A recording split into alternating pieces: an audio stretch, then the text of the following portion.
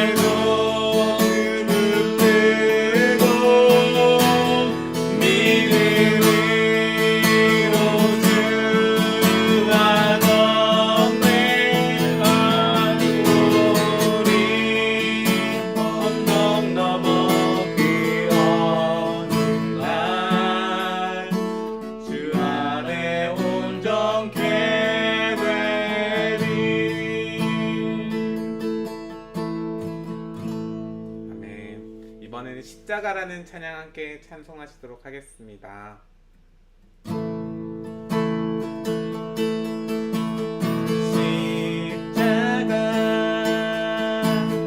십자가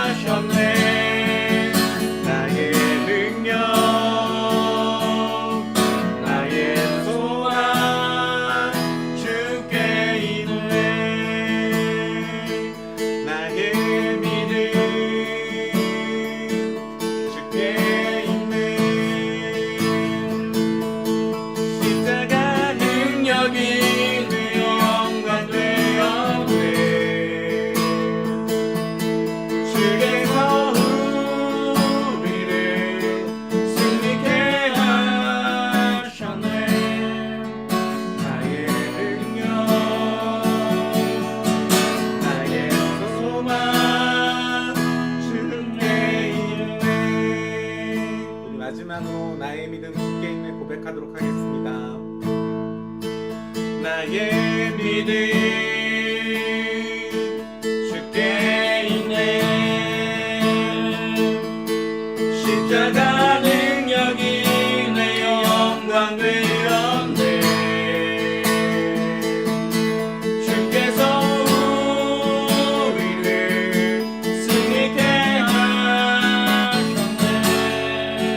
나의 능력, 나의 소망 주께 있네.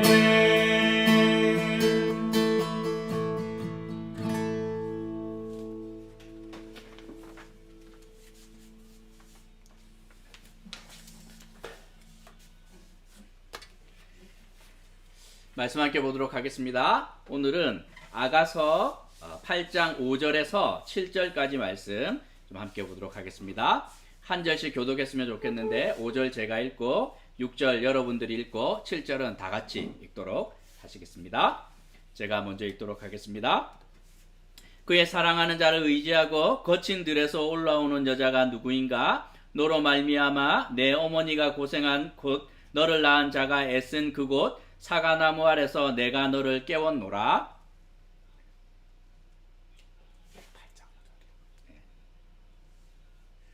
너는 나를 도장같이 마음에 품고 도장같이 팔에 두라. 사랑은 죽음같이 강하고 질투는 소울같이 잔인하며 불길같이 일어나니 그 기세가 여호와의 불과 같으니라.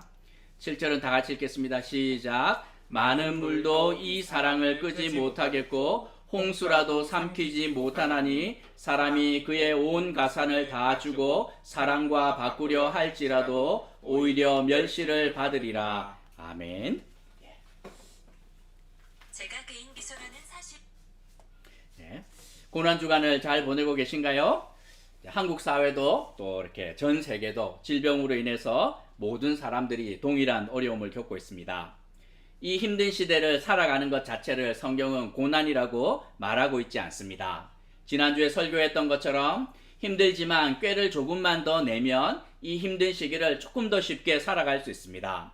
하지만 오직 하나님의 말씀 때문에 그리고 우리 안에 있는 믿음 때문에 쉬운 길이 아니라 애써 좁은 길을 걸어갈 때 그것이 바로 하나님 앞에서 의미 있는 고난이 되고 그 고난은 우리를 정금처럼 순결하게 만들 것이라고 성경은 약속하고 있습니다.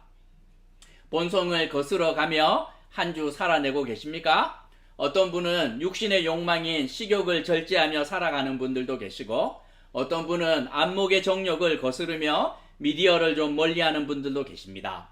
어떤 분은 이기적인 삶을 억지로 억누르며 이웃을 좀 돌아보는 분들도 계시리라 믿습니다. 교회력으로 보면 오늘은 성금요일에 해당되는데 예수님이 십자가에서 죽으신 날로 기념합니다. 그래서 이 고난주간 가운데서도 특별히 오늘 이 성금요일은 예수님의 죽음 때문에 우울해하고 또 슬퍼해야만 하는 것은 아닌가 하는 부담감이 우리 가운데 있는 것이 사실인 듯 합니다. 하지만 예수님의 십자가의 죽음의 이유는 분명하게 우리의 죄 때문이지만 그분의 죽으심의 목적이 무엇인지 우리는 잘 기억해야 됩니다. 우리로 하여금 부끄럽고 또 수치를 경험하라고 주님께서 돌아가신 것이 아니고 주님의 십자가의 목적은 죄 사함과 용서와 화해와 그리고 부활로 이어지고 있기 때문에 단지 우리가 그냥 죽음 자체만을 이렇게 묵상을 하며 이렇게 침체 가운데 있으면 절대로 안 됩니다. 마치 출산의 고통은 생명의 탄생과 이렇게 뗄래야 뗄 수 없는 관계 아닙니까? 생명의 탄생이 결국 산모의 수고를 더 아름답게 만들고 세상이 감당할 수 없는 육신의 고통이지만 이 생명의 탄생으로 말미암아 그 고통 자체를 영광스러운 것으로 바꿔주는 것이나 마찬가지입니다. 예수님의 십자가의 죽음은 우리로 하여금 죄책감을 느끼게 하고 침울하게 만드는 것으로 절대로 끝나면 안 됩니다.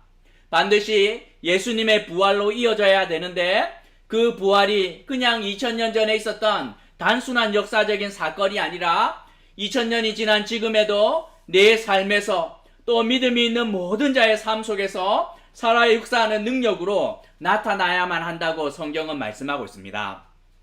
그래서 오늘은 십자가의 죽으심의 이유와 그 목적이 무엇인지 이 말씀을 통해서 묵상하고 교훈을 얻으려고 합니다. 오늘 본문이 고난주간과 좀 어울리지 않는 것 같지 않습니까? 제가 고민하다가 올해는 아가서를 좀 묵상해야 되겠다 이렇게 하고 오늘 본문을 정했습니다. 아가서의 이 한자 이름을 보면 아자가 우아할 아자의 노래가입니다.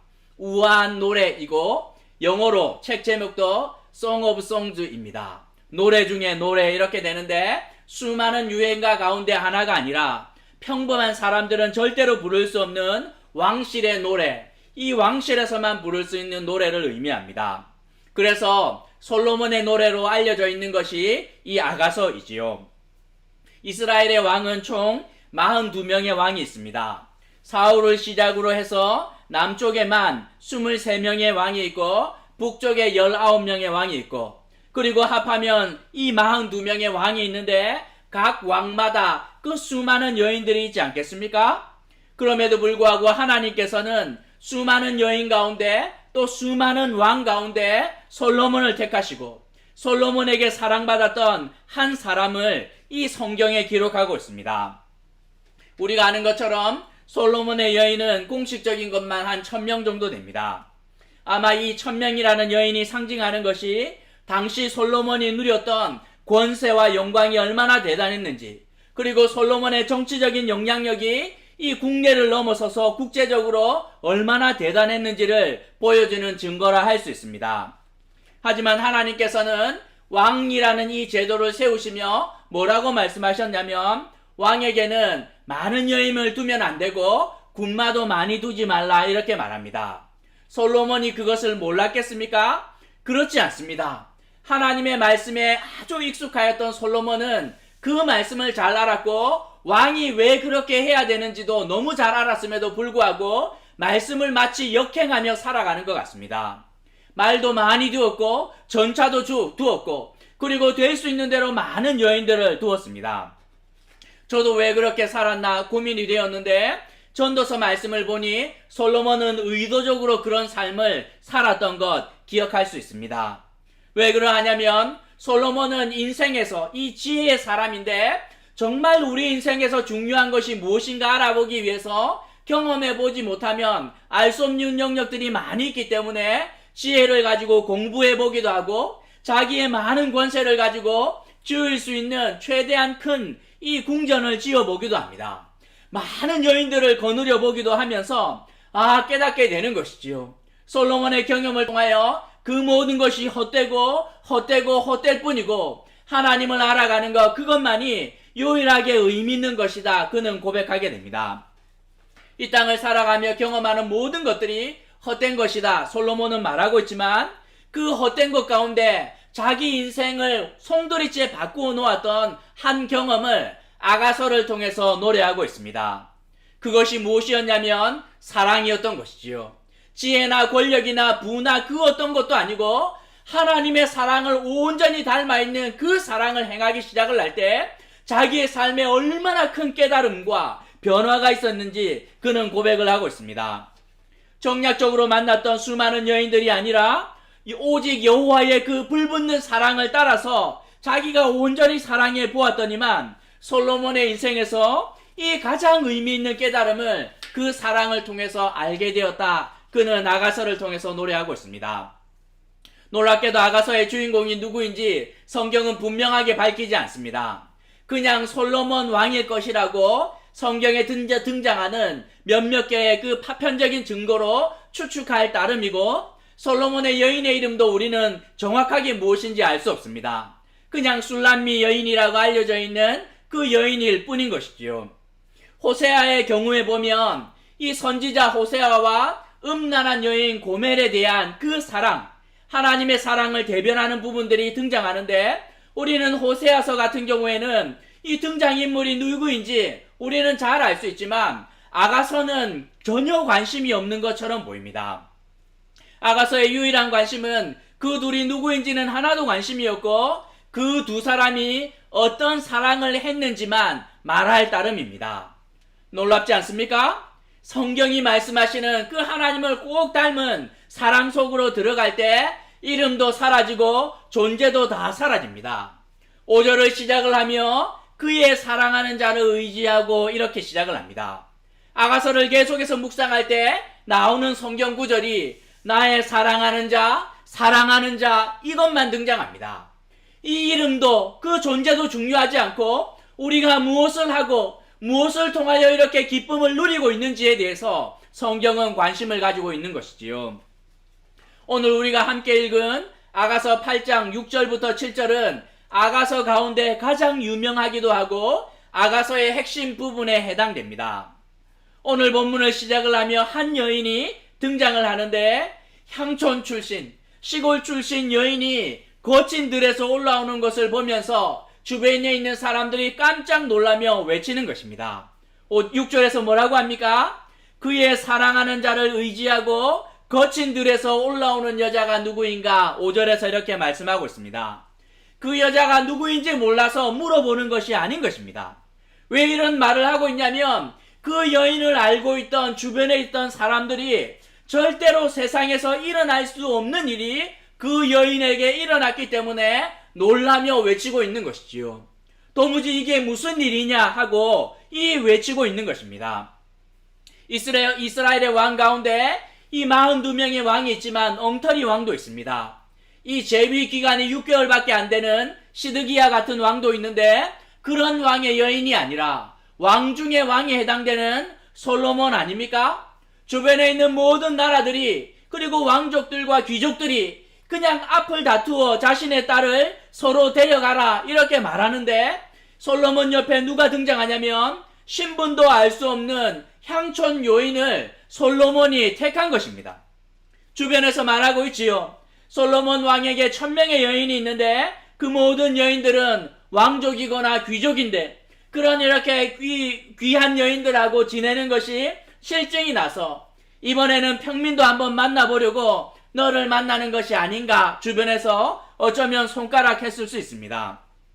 그런데 그 둘이 5절에서 어디에 등장합니까? 거친 들에서 등장하고 있습니다. 광야에서부터 그 시골 여인이 사랑하는 자를 의지하면서 올라오고 있는 모습을 그 여인의 친구들이 이렇게 보면서 깜짝 놀라고 있는 것이지요. 세상이 말하는 수많은 한계와 장애물을 이 두 사람은 다 훌쩍 뛰어넘었습니다. 그들을 막아서고 있는 장벽을 다 박살내며 광야에서 거친 들에서 올라오고 있다고 성경은 말씀하고 있습니다. 광야가 상징하는 것이 무엇입니까? 죽음의 땅인 것이죠. 하나님의 은혜가 없으면 아무도 살아갈 수 없는 그 땅을 이 여인이 사랑하는 자를 의지하고 세상 사람들에게 보라는 듯이 당당하게 그 광야를 지나서 올라오고 있다고 성경은 말씀하고 있습니다.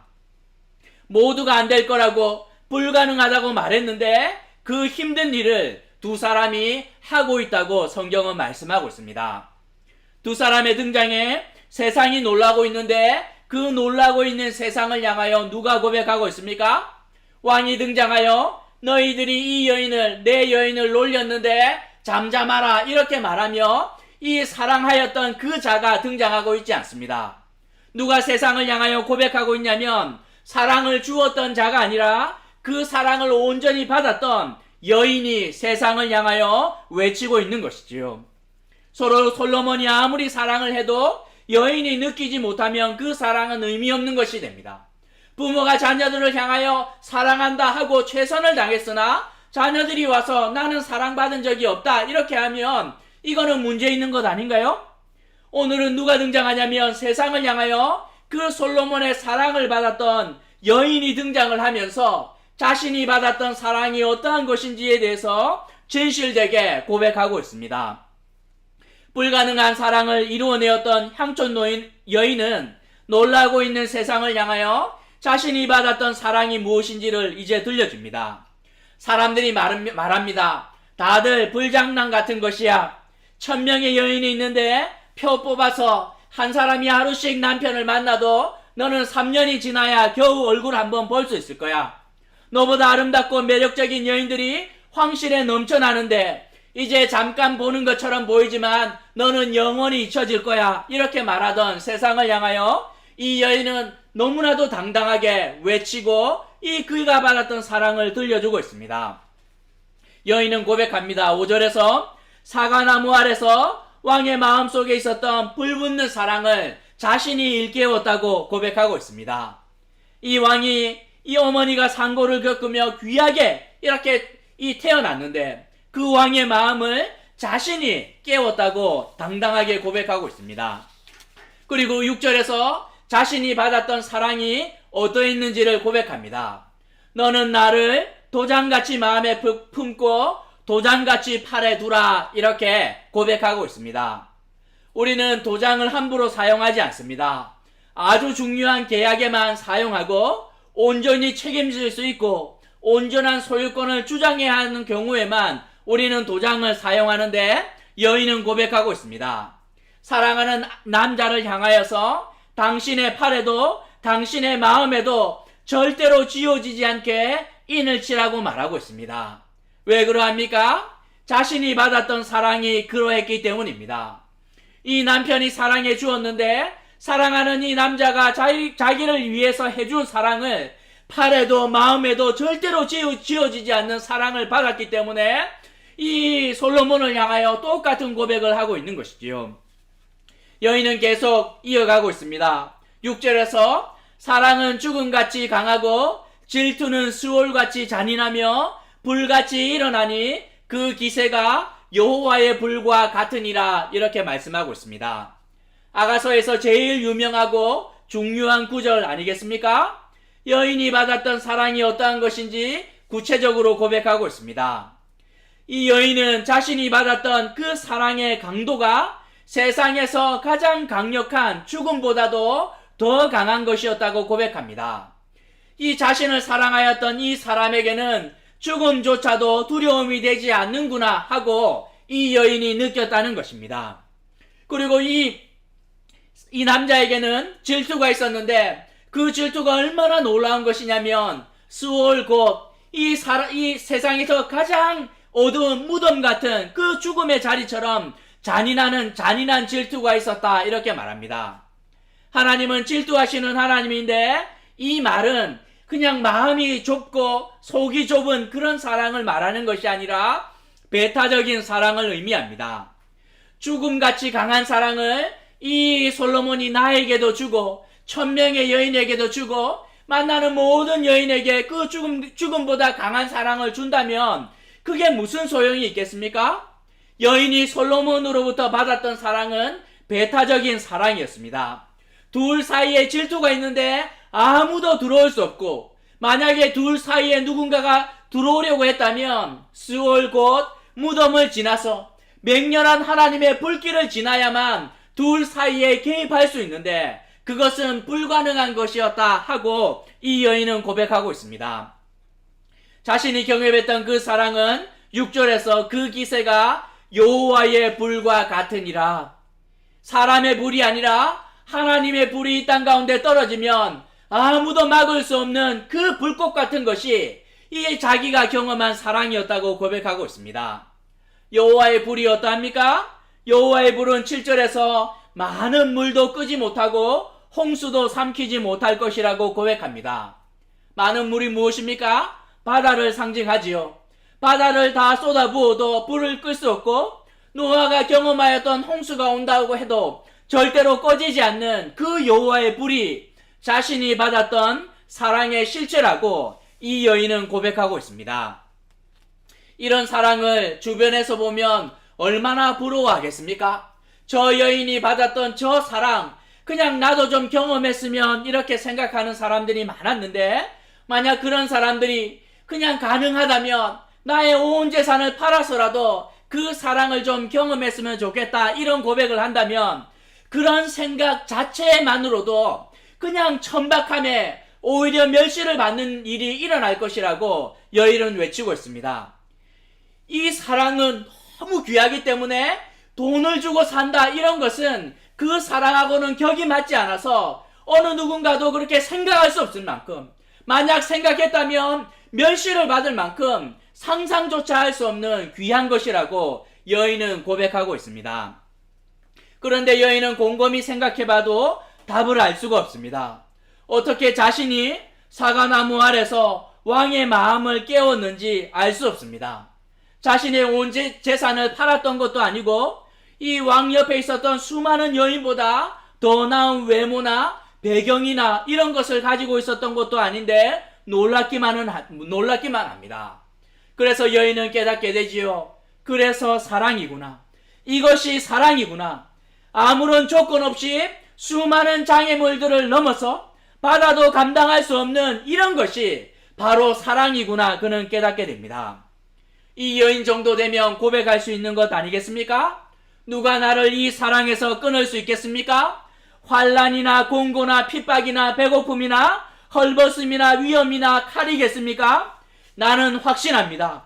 죽음이나 생명도 천사들이나 악마들도 현재일이나 장래일이나 어떤 능력도 높음이나 깊음이나 다른 어떤 피조물이라도 이 사랑에서 나를 끊을 수 없는 줄 저는 확신합니다 하고 이 솔로몬으로부터 받은 사랑에 대한 확신을 그는 고백할 수 있는 것 우리는 기억할 수 있습니다. 그러면 여러분이 기대하는 사랑은 어떤 것입니까?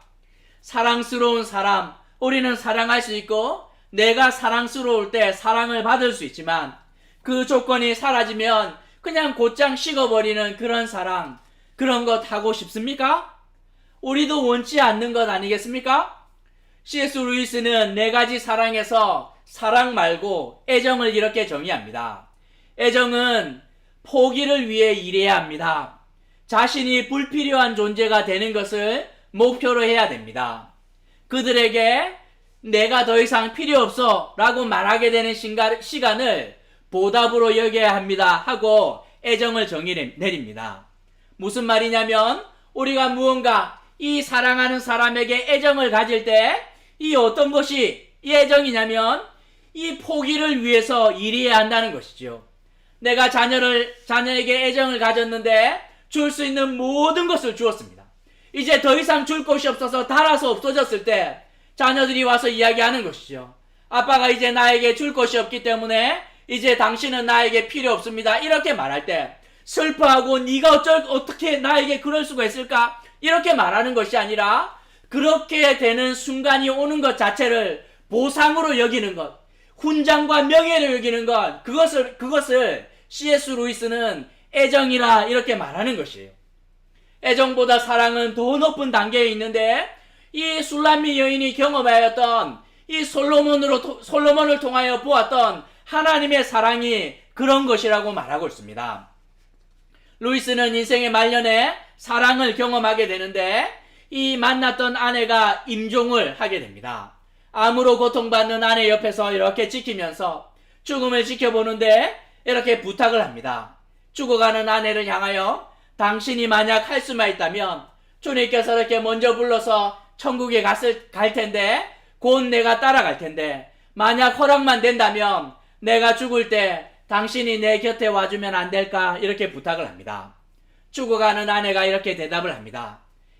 허락만 된다면이요? 이렇게 말하면서 만약 자신이 천국에 있다면 천국에 있는 수많은 이 존재들이 자기를 붙잡으려고 애를 많이 먹을 것이다 이렇게 말하고 만약 자기가 지옥에 내려가 있다면 지옥을 박살내고 올라올 것이다 이렇게 말합니다. 죽음 앞에 서 있는 두 이렇게 나이 많은 늙은이들이 그들에게는 죽음도 무덤도 질병도 아무런 문제가 되지 않아 보이는 것이지요. 주님의 십자가 죽음이 우리에게 의미하는 것이 무엇인지 생각해 보아야 합니다. 우리가 어떤 사랑을 받고 있는지를 보여주고 우리가 그분에게 어떤 존재인지를 확인시켜주는 바로미터가 바로 그거였던 것이지요. 술람미 여인은 깨닫습니다.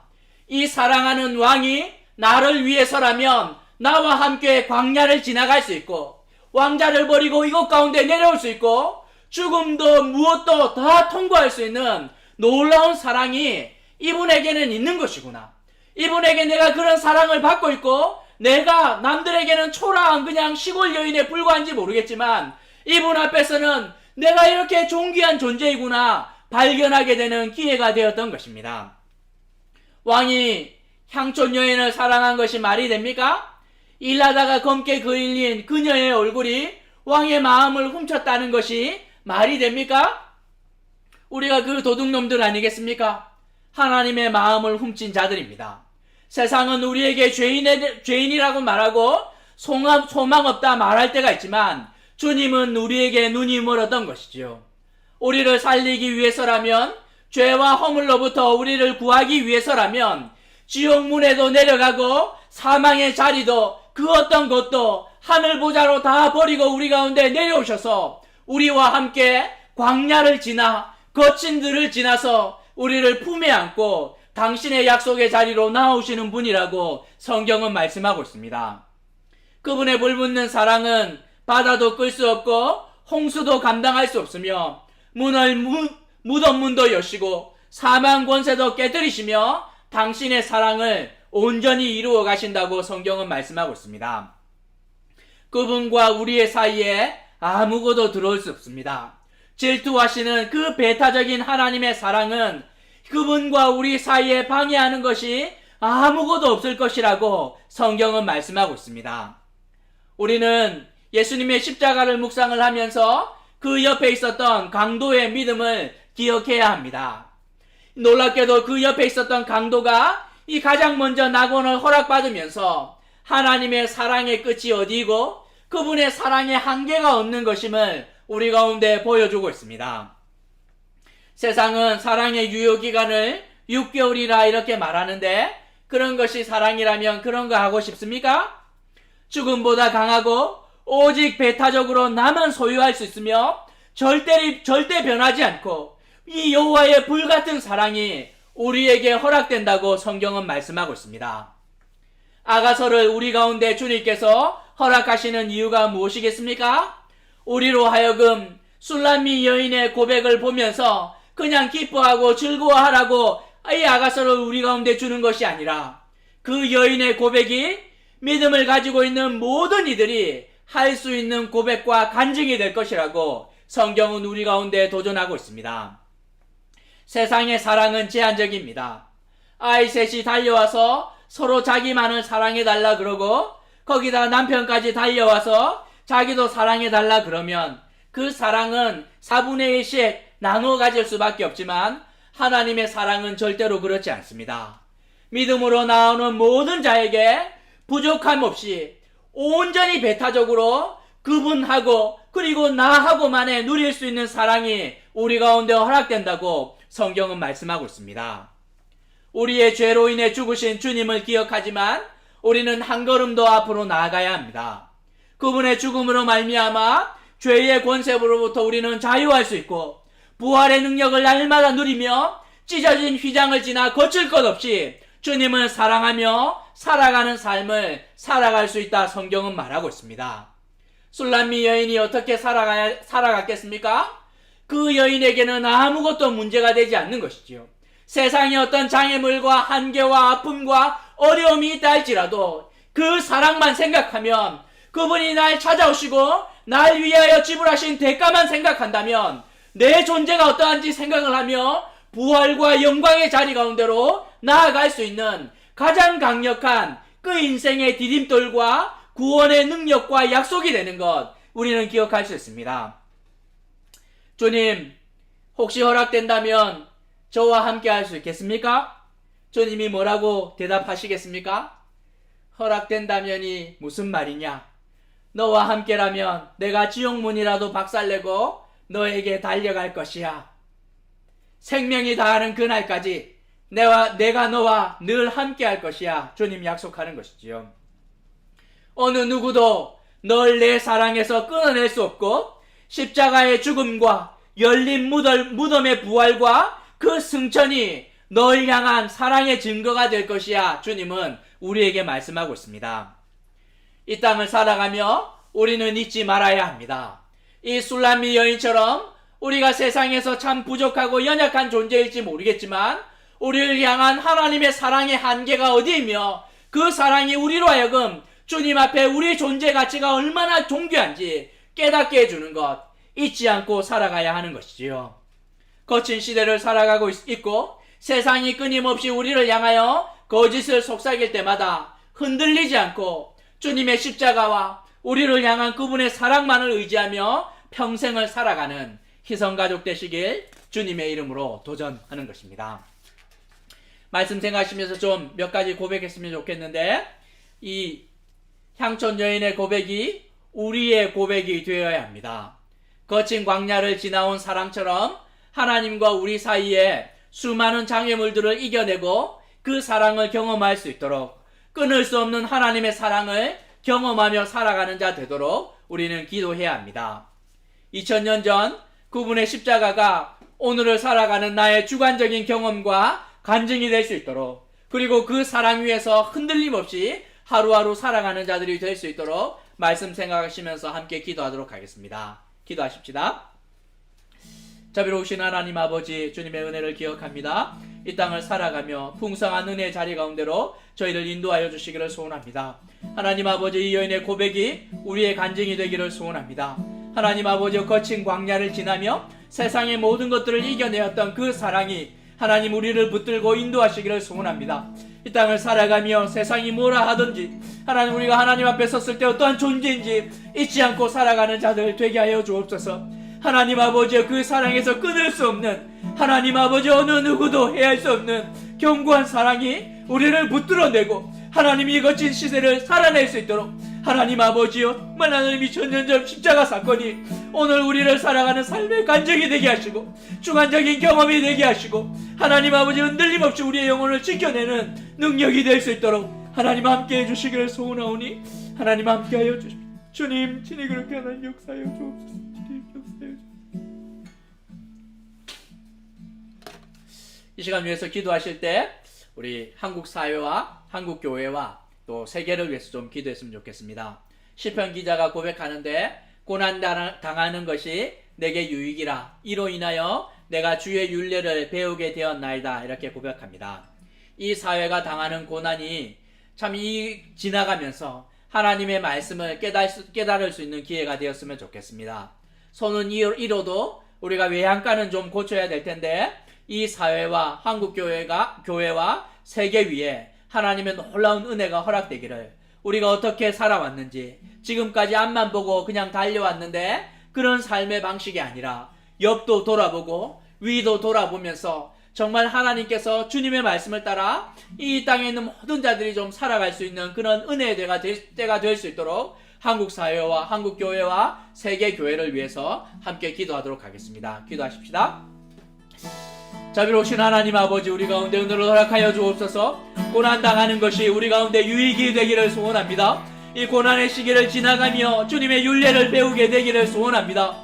하나님 아버지, 한국 교회와 한국 사회와 그리고 하나님의 세계가 하나님 아버지 이 모든 과정들을 지나가며 우리가 살아왔던 삶의 방식에 대해서 하나님 고민하는 자들 되게 하여 주옵소서.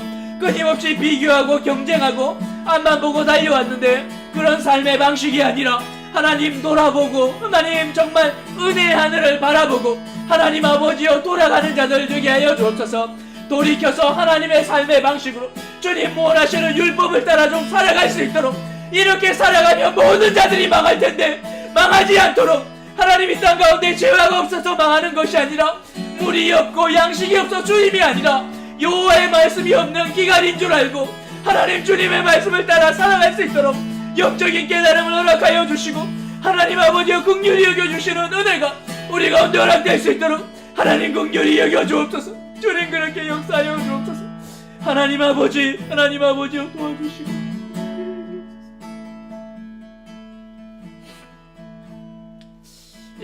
이 시간 위해서 좀 기도할 때 우리 사회적 약자들을 위해서 좀 기도했으면 좋겠습니다. 언론을 통해서 울산에서 어린아이 이렇게 둘이 죽었습니다.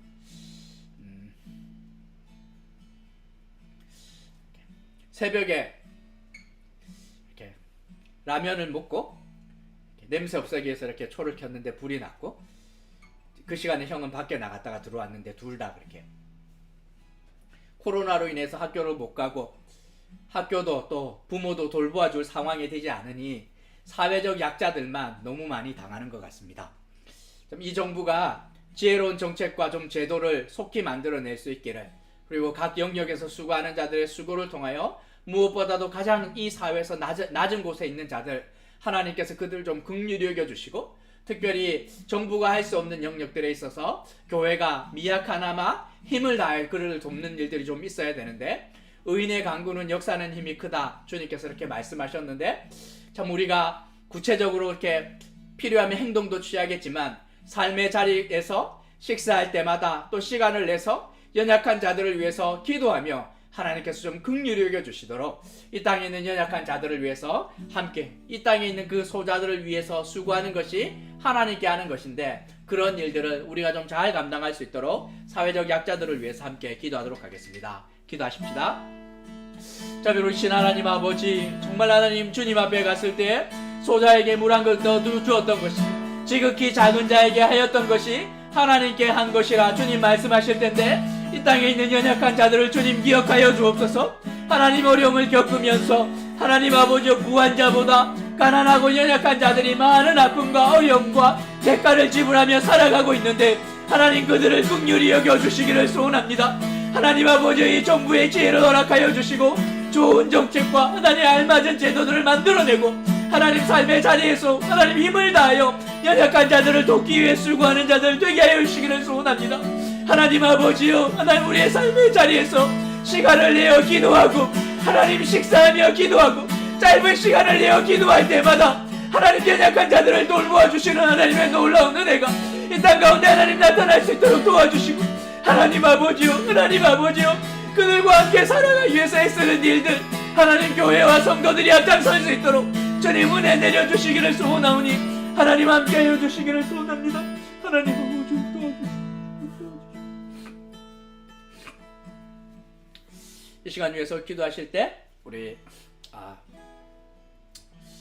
교회 식구들 위해서 좀 기도했으면 좋겠습니다. 우리가 멀리 있는 사람들을 위해서 기도하기는 하지만 또 하나는 가까이 있는 우리 이렇게 교회 지체들 좀 돌봐야 될 텐데 혹시라도 이렇게 주변에서 어려움을 겪고 있는 우리 가족들이 있다면 긍휼히 여겨주시도록 건강과 또 진로와 또 이렇게 가족들의 아픔들을 놓고 또 풀리지 않는 문제들이 있는 분들 많이 계신데 하나님께서 좀 인도해 주시길 좀 기도했으면 좋겠습니다. 법적인 문제가 좀 얽혀 있는 분들도 계시고 여러 가지 또 아픔들이 있을 텐데 하나님께서 온전히 여겨 주시도록 그리고 제가 이제 말씀을 묵상을 하면서 이렇게 소금이 맛을 잃으면 정말 이렇게 쓸모 없어지는데 성도가 어떻게 살아가야 되나 생각을 해보니 소명인 것 같습니다. 부르심 받은 자리 가운데서 우리가 쉽게 그냥 요령껏 살아가지 않고 우리가 말씀대로 이렇게 좁은 길을 찾아서 살아갈 때 교사든 의사든 또 어떤 직장에 있든지 관계없이 그렇게 살아갈 때 영향력을 발휘할 텐데 하나님 참 우리가 쉬운 길 선택하지 않고 믿음의 길, 올바른 길을 선택하는 자들 될 수 있도록 우리의 마음을 지켜주시도록 마지막으로 우리 희성 가족들을 위해서 기도하고 제가 마무리 기도하도록 하겠습니다. 기도하십시다. 자비로우신 하나님 아버지 놀라운 은혜를 우리 가운데 허락하여 주옵소서. 하나님 함께하여 주시고 하나님 아버지 우리 희성 가족들 하나님께서 긍휼히 여겨주시기를 소원합니다. 흩어져 있는 가족들 하나하나 기억하여 주시고 말 못한 아픔과 어려움으로 힘들어할 때마다 하나님 육신의 질병으로 막혀있는 인생의 문으로 하나님 아버지여 또 하나님 감당하기 힘든 고난과 시련으로 인해 힘들어할 때마다 우리 주님께서 찾아가셔서 그들의 마음을 위로하여 주시고 힘주시고 세워주시는 놀라운 은혜를 허락하여 주시기를 소원합니다. 하나님 아버지여 믿음으로 이 땅을 살아가는 자 되게 하여 주옵소서. 하나님 아버지여 정말 하나님 저희들이 하나님 아버지여 소금이 하나님 아버지 그 맛을 잃으면 쓸모없어질 텐데 그렇게 살아가지 않고 하나님 믿음으로 온전히 살아낼 수 있도록 하나님 함께하여 주시기를 소원합니다. 하나님 아버지 놀라운 은혜를 따라 살아가는 자들 되게 하여 주시고 주님의 하나님의 약속을 따라 살아가고 진리의 길을 쫓아 살아가며 하나님 아버지여 부르신 받은 자리에서 힘껏 하나님 아버지 하나님의 나라를 위해서 하나님 아버지여 그 일을 추구하며 살아갈 때 하나님 아버지 그 은혜가 주님의 나라가 우리 가운데 올 수 있도록 주님 역사하여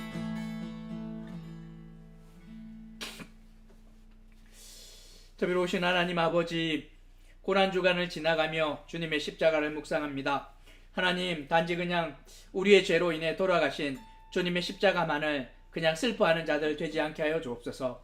그 죽음의 목적이 죄 용서와 화해와 부활과 승천으로 이어지는 그 영광스러운 자리 가운데로 우리를 인도하여 주셨고 우리가 하나님 앞에서 얼마나 존귀한 존재인지 주님 확인시켜 주었는데 하나님 그 사랑에 걸맞게 살아가는 자들 되게 하여 주옵소서. 하나님 우리 모두가 어려운 시대를 지나가지만 하나님 좀 더 쉬운 길을 찾아 살아가는 자들 되지 않게 하여 주시고 부르심 받은 자리 가운데 소명을 따라 하나님 살아가는 자 되게 하여 주옵소서.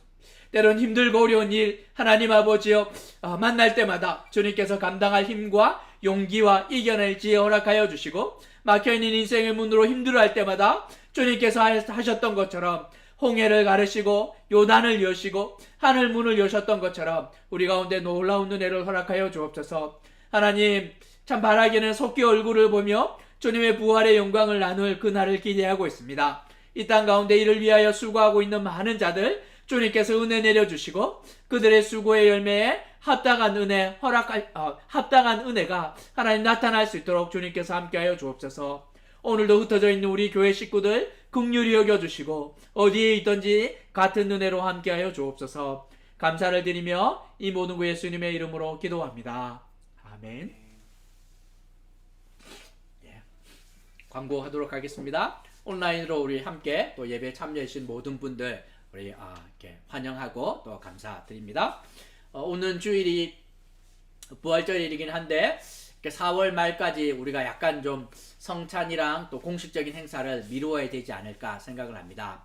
일단 오는 주일은 부활절로 지키는데 성찬이나 다른 부분들은 4월 말 혹은 이제 그 이유가 될 수도 있을 텐데 우리가 상황을 지켜보며 하도록 하겠습니다. 그리고 이번 주일은 그 부활절인데 제가 지난주 말씀드렸던 것처럼 부활절 제가 헌금 얘기는 잘 안 하는데 우리가 좀 하셔야 될 것 같아요. 그래서 작정하셔서 좀 이렇게 부활절 그 이름으로 좀 헌금을 해주시면 그것은 좀 모아서 우리가 구체적으로 좀 도울 곳을 좀 알아보고 있는데 꼭 필요한 곳에 이렇게 정부가 좀 집행 못하는 부분에 있어서 우리가 좀 흘려보낼 수 있도록 그렇게 함께 좀 이렇게 마음을 모았으면 좋겠습니다. 이렇게 성경 암송 카드 다 받으셨죠? 이제 그거 가지고 주일날 우리가 함께 이렇게 묵상하면 되겠습니다. 예. 다른 광고 없으면 우리 단톡방에서 교제 좀 하시고 이렇게 예배는 좀 이렇게 방송은 이제 좀 닫도록 하겠습니다. 감사합니다. 전선하님 인사 안 하셔도 되나? 전선하님 한번 오시죠. 같이. 예. 차렷 경례.